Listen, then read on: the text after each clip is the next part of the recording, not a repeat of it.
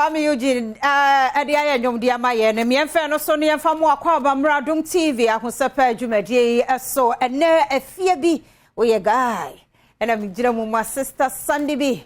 oye guy inti no fanasa what you say aha study tie bia style bia bi ye de ebe mawo ye da se papa mre ene adaje ya wo de maye na wotwi mo ena ye nyina ye te ye se de Adom kase ye de ebremo no America ni jum to ni ya chron nyom edi nyom da nyom so osi oh ne 74th birthday oso oba Ghana Steve Wonder say de wanya Ghana to me so ye Ghana ni say oba Ghana ni na wo hwe no mu no ache na sabi ono no ohun ade nti mampani so amamra ni amane bi o se ye ne agine tum no oba ye Ghana ni no na wachi ye na yenkwahwe no nso emra. When I say I, the Mr. Stevie Wonder, you please mention your name. So I, Stephen Morris, swear solemnly, sincere. Stevie Wonder eyo nyumtuni a wotono nyum ewa abrochire na sese de waba bedane Ghana ni abra nura ohia insentrofo no ne insentrofo edi nkomo no what God gave me to use my spirit, Stephen Morris, to do things to make the world better. And so now that I am too a citizen of this country, my goal is to bring people together in a Papa ya mwakwaba papa ya joso ye nimso oba de ne enkranwom awuzanwom asantenwom nya bakeka bomu amaye hwiani nyina na fa ne enwom efa maye na eno kokoda ye no na se na wotwe mu nso wadi ne birthday nyamia ye na dom mfie aduoso en 974 en wonya enwom nko a atwero nko a saa no ye ne yenkwahwe se de ne birthday celebration no so ekode ma no saa bre ya waye se woye Ghana ni ene obo no na busuan mu so be ka ho na Ghana so ye so ye ka no ho oh na efedodo yenkwahwe bi mra. Very important boost for our artists, a very important boost for our industry, because this information, this news way at tre ako amani nyina inti edi amanfo so eni beba Ghana na amanfo eni ba Ghana so it will also trickle down to the creative industry our had necessary so our be one of us no so it opens a lot of possibilities for both the industry. Nti weno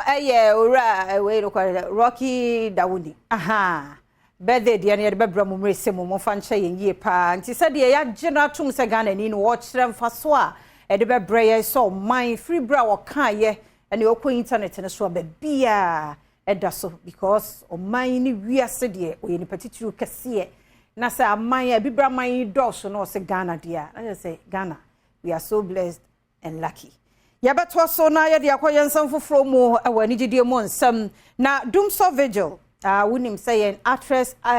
Yvonne Nelson one Ghana fo bi chese kanea no preso no ne ade ntino also omo ye bibi de kira ban no de ekro no de affect niam bebre sese nuoma ti won be ye bibi kakra de akira ban na regional commander ato won safre na ye hwe ni mu sade na nkomodie no ebekoso ede ama ye Doomsday Vigil se beba so se maso ni nyina no entertainment ye de bebremo se de da no ye ede emamo na mami free wona memransam foforo mu na memmongra nyame abie maniam mabawura me wura sunsun mu wiase no so hu me kokko wura mu ewo bishop obinim ne demo na sori demo ho ami bowura mu na me hu 10 cedi ne 5 cedi ne ade ya esu na hono a na obinim yi masutire se hey asori ba 5 cedi no de kwa 10 cedi dabi bia ya droi o yi ade adanyame ase anya 5 cedi nya 10 cedi nti we che se wo fa buo emmanyame nti we no asem we no eye me bowura ho nsem ana obi nim eka na me so me picture ne saade emamo nti bishop obi nim adwa pa na branya me ayade week ni munyina beda na se a o say 5 cedi how na de kura ayi your friend say kube kura kube say cedi na de nyame aye we ohumi free moje du mu afrisani free wakwa ba free bibia nyeo na beda nyame ase 5 cedi ere bishop wadwa pa enkotie bi mra. Maybe even not been here before. Eba chomo amudi sika beto amon sa mefa mo ade. Obi odi sika to obi abefa wo sika.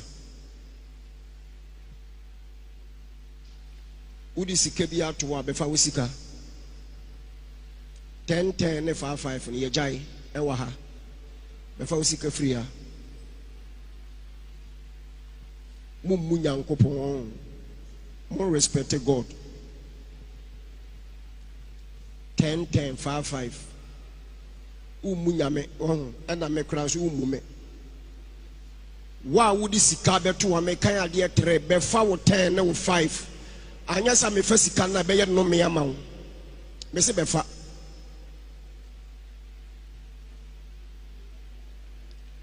wudi 10 cedis ne 5 cedis abeto wa be fa wa de ko. If you know 10 ne 5 ne yejai enfa bi meto abi a high to collection edem high to collection it in 5 ne 10 mbaha because a high to collection a high bom paye egu yesika so as a prayer seed no so okay. Enti ene ye se uni seed money dia fa 5 ne 10 bia metum mummunyame ena mummu obi ne monso serious o ene je se mo pile ya ne nyame ya adom ne drew seed money na dia kotum te sa aso be hye na o ma mese se o wo fa dia be no me dia mamo mo mefa sana adane no me dia mamo nti no nso dia akoso no na Shatawale ni medical so any ever cash no more we sika no ne ade after the concert okoye wo London approach memo no one more ba o maba bedru na yenkore said ye je one more ma one more kwa ba de ba wo memo yenkore mra muntie announcement no se blogger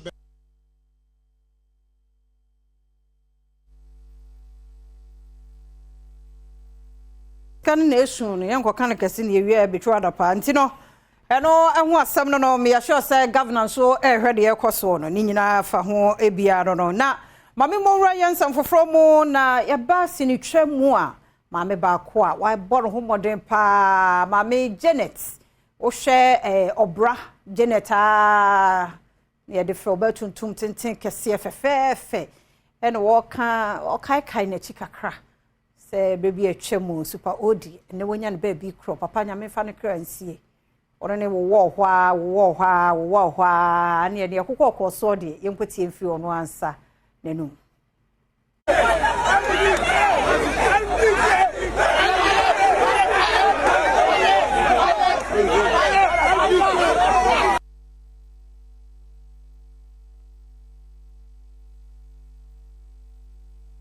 Usana na mpanyufu nya wo twembisafo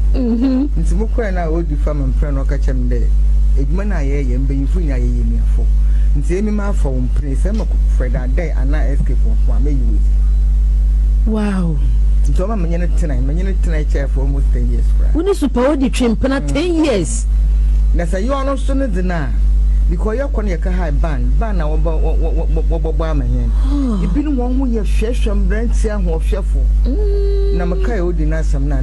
makọ obi ale semepe that time na mo ye hweka no so we have fail china we now so nti odi ne de obo wow you know ya mede ti mo first date mo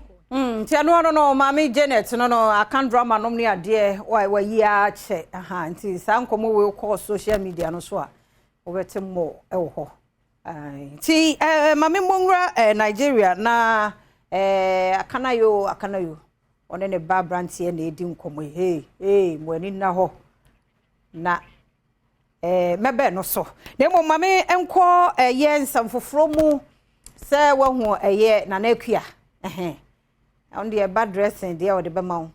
anansanya idie ye ba hwei na okosha tade bi chese ho nsam abanyo kuma o sama epiepie wo ho se obi ne idea obi ne design bi na o China na akua ntumi anko China ho ni designer nso ntumi anko China ho ni ti na se wo mo atena fie no wo mo design ni bibie na wo mo design ya wie na kasa onipa no de be hye wo mo ti wo mo bowura mu ko hu Nigeria ni bia so de Sylvia say Olivia ena is Olivia be keka si ani ma no na ye de ye ya ogina hoi we kwa de say ye ba ko no sa hye bibi egunu awu so hu se na nim hwa ho se na nim hwa ho se hwe na ti ko no eno so wo de be ba be to so de amount eni o ya atade ha eni dem kan ye no eni ni so Olivia na I don't know so Olivia no one background checks on Nanekua nhunu nipa awoye but even before then yes Nanekua no so we are oma credits so obi ama fi atade abema credit oh atade we lira ne pamma me ne ade nti Olivia nso Nanekua bu so Olivia onye osa na oh there be on pay no nti o charge ne jisika ewi eche kura no according to source no Nanekua de we oye ma no ye ne fe kura me so wo ma no dollar bi kura so that e kan ho de ye thank you more after what charging or say tria ye no e de ma no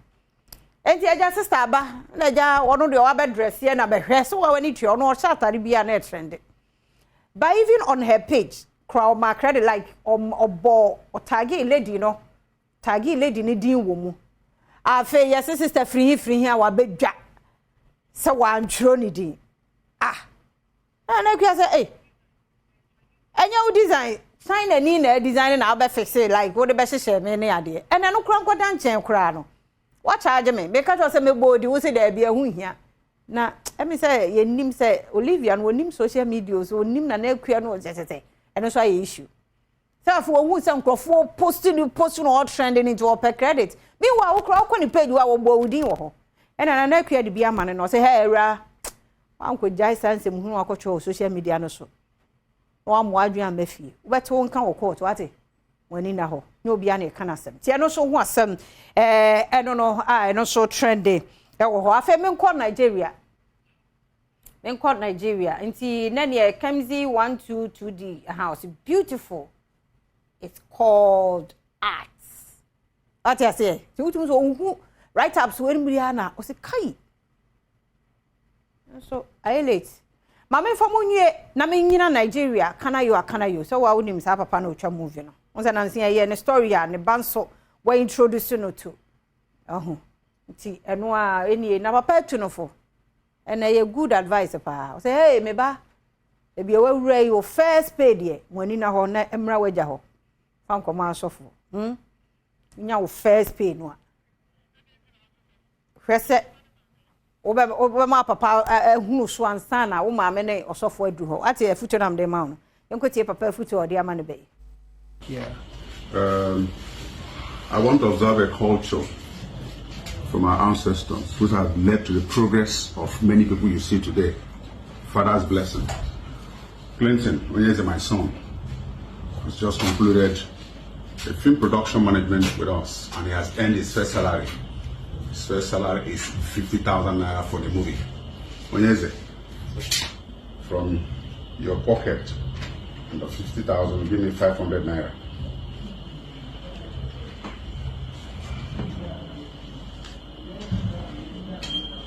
All right, now let me bless you. This is the culture of Ndigo. The first salary of a man, of a young man, he goes to his father to say, Nani, my salary is 50,000. The father may decide to take the entire money. He may also decide to give him, to take 1,000 naira, 2,000, 5,000. It is the Igbo culture. And his father will now bless him. Enti obi amfamu afutuo no ebi Ahosepe na wo hwa wa Adom TV media fia amankwa tamaklo